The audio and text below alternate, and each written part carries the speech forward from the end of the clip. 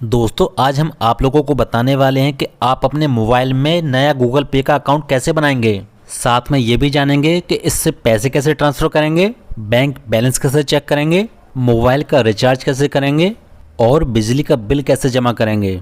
दोस्तों पूरी प्रोसेस जानने के लिए आप इस वीडियो को शुरू से लास्ट तक पूरा देखना और वीडियो अच्छा लगे तो वीडियो को लाइक और चैनल को सब्सक्राइब भी कर देना। तो चलिए वीडियो को शुरू करते हैं।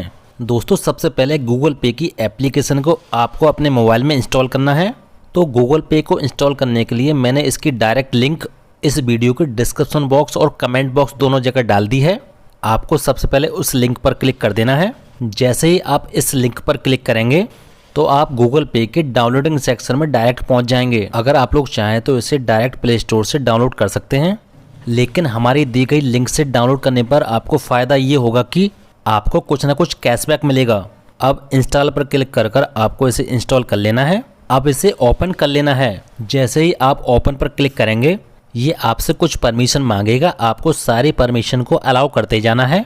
अब यहाँ पर आपको वो वाला मोबाइल नंबर डालना है जो आपके बैंक अकाउंट से लिंक है। दोस्तों इस मोबाइल नंबर में बैलेंस भी होना चाहिए, तभी प्रोसेस आगे बढ़ेगी, क्योंकि मोबाइल वेरिफिकेशन के लिए इसमें बार बार OTP आती है और OTP आपके मोबाइल पर तभी आएगी जब आपका मोबाइल रिचार्ज होगा।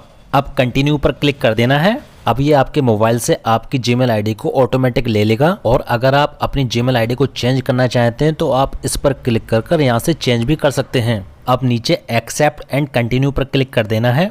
अब आपका मोबाइल नंबर वेरिफिकेशन के लिए आपके मोबाइल नंबर पर एक OTP आएगा जो कि ऑटोमेटिक ले लेगा, आपको इसे डालने की ज़रूरत नहीं पड़ेगी। इसके बाद डायरेक्ट आप पहुंच जाएंगे गूगल पे के डैशबोर्ड पर। यहीं पर आपको सारी सर्विसेज देखने को मिल जाएंगी, लेकिन इन सर्विसेज को यूज़ करने के लिए सबसे पहले आपको अपने बैंक अकाउंट को इससे लिंक करना होगा। आपको अपने बैंक अकाउंट को इससे लिंक करने के लिए सबसे ऊपर ऐड बैंक अकाउंट के ऑप्शन पर क्लिक कर देना है। अब यहाँ पर आपको बहुत सारी बैंक देखने को मिल जाएंगी, जैसे कि axis bank, HDFC bank, ICICI bank, state bank of India bank. तो यहाँ पर बैंकों की बहुत बड़ी लिस्ट है। आपका अकाउंट जिस भी बैंक में हो उस बैंक पर आपको क्लिक कर देना है। आप सबसे ऊपर अपने बैंक का नाम डालकर अपने बैंक का नाम वहाँ से सर्च भी कर सकते हैं। जैसे कि मेरा स्टेट बैंक ऑफ इंडिया में अकाउंट है तो मैं स्टेट बैंक ऑफ इंडिया पर क्लिक कर दूंगा। अभी मेरे मोबाइल में एक ही सिम है, इसलिए इसने मेरा डायरेक्ट मोबाइल नंबर ले लिया है। और अगर आपके मोबाइल में 2 सिम हैं तो ये सिम 1 और सिम 2 में से एक चूज़ करने के लिए बोलेगा। फिर जो भी सिम आपके बैंक अकाउंट से लिंक हो आप उसे चूज़ कर लेना। अब आपको कंटिन्यू पर क्लिक कर देना है। इसके बाद फिर से आपसे कुछ परमिशन मांगेगा, आपको सारी परमिशन को अलाउ कर देना है। अब कुछ सेकंड की प्रोसेस चलेगी, ये आपके बैंक अकाउंट को फाइंड करेगा। फिर आपके बैंक अकाउंट को ऐड करने के लिए कुछ सेकंड की प्रोसेस चलेगी। इसके बाद फाइनली आपका बैंक अकाउंट ऐड हो जाएगा। इसके बाद इसका UPI पिन बनाने के लिए ये आपसे आपके ATM कार्ड की कुछ इन्फॉर्मेशन मांगेगा, लेकिन दोस्तों ये इन्फॉर्मेशन आपसे तभी मांगी जाएगी जब आपने कभी फ़ोन पे या Paytm या किसी दूसरी ऐप में UPI पिन को नहीं बनाया होगा, क्योंकि एक बैंक का UPI एक ही बार बनता है जो कि सारी ऐप्स पर काम करता है। अब सबसे पहले आपको आपके ATM कार्ड के ऊपर जो 16 नंबर रहते हैं उसमें से आपको लास्ट के 6 नंबर यहाँ पर डाल देने हैं। फिर इसके नीचे आपको अपने ATM कार्ड की एक्सपायर डेट डाल देनी है, जिसका मंथ और ईयर ATM कार्ड के ऊपर ही दिया रहता है। सबसे पहले मंथ डाल देंगे, फिर इसके बाद ईयर डाल देंगे। अब डन पर क्लिक कर देंगे। अब फिर से आपके मोबाइल नंबर पर एक OTP आएगा जो कि ऑटोमेटिकली ये एक्सेप्ट कर लेगा। इसके बाद ये आपसे 4 या 6 अंकों का UPI पिन बनाने के लिए बोलेगा। आपको अपने हिसाब से कोई भी नंबर डालकर UPI पिन को बना लेना है। फिर नीचे राइट पर क्लिक कर देना है। फिर अभी आपने जो भी UPI पिन बनाया है इस UPI पिन को फिर से एक बार यहाँ पर डाल देना है।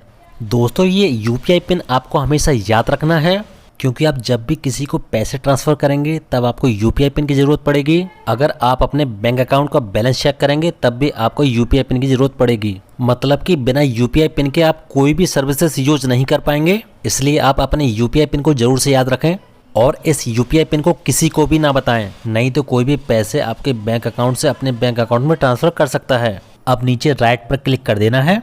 अब फाइनली आपका बैंक अकाउंट लिंक हो चुका है और आपका UPI पिन भी बन चुका है। अब फाइनली आप यहाँ पर इन सारी सर्विसेज का यूज़ कर सकते हैं। चलो सबसे पहले आपको बताते हैं कि अगर आपने मेरे द्वारा दी गई लिंक से गूगल पे को डाउनलोड किया है तो आपको कैशबैक कैसे मिलेगा। दोस्तों इस कैशबैक को प्राप्त करने के लिए आपको किसी दूसरे के गूगल पे अकाउंट पर कम से कम 1 रुपये का ट्रांसफ़र करना पड़ेगा। जैसे ही आप किसी को भी कम से कम 1 रुपये का ट्रांसफ़र करते हैं तो आपको कम से कम 21 रुपये का कैशबैक मिल जाएगा। 1 रुपये ट्रांसफ़र करने के लिए आपको पे कॉन्टैक्ट या पे फ़ोन नंबर पर चले जाना है। आपको दोनों में से किसी पर भी क्लिक कर देना है। जैसे कि जिसको भी आप 1 रुपये भेजना चाहते हैं, यदि उसका मोबाइल नंबर आपके मोबाइल में सेव है तो आप पे कॉन्टैक्ट्स पर जाइए, और अगर किसी का डायरेक्ट मोबाइल नंबर डालकर आप पैसे को भेजना चाहते हैं तो पे फ़ोन नंबर पर क्लिक करें। जैसे कि मैं पे कॉन्टैक्ट पर क्लिक कर देता हूं। अब जिसे भी पैसे भेजने उसके कॉन्टैक्ट नंबर पर क्लिक कर देना है। अब परमिशन को अलाउ कर देना है। अब जिस किसी के भी मोबाइल नंबर पर आप पैसे भेजना चाहते हैं उसके मोबाइल नंबर को ढूंढकर आपको उस पर क्लिक कर देना है। अगर आप चाहें तो ऊपर सर्च बॉक्स में उसका मोबाइल नंबर डालकर उसे सर्च भी कर सकते हैं।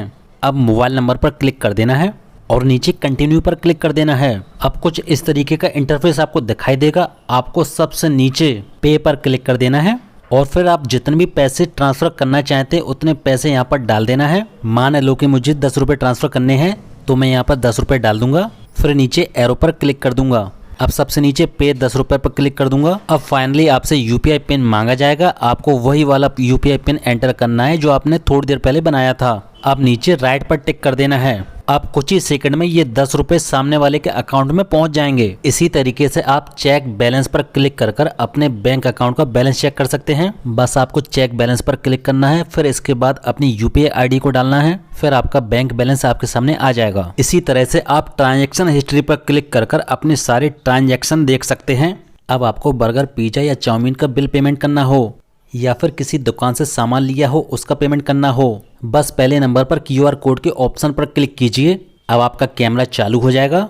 अब सामने लगे दुकान पर क्यूआर कोड को स्कैन कर लीजिए। फिर जितने भी रुपए का आपको पेमेंट करना है उतने रुपए भरिए और फिर यूपीआई पिन डालकर पेमेंट कर दीजिए। इसी तरह से आप बिजली बिल, मोबाइल रिचार्ज वगैरह कर सकते हैं। Like, share and subscribe. Thanks for watching.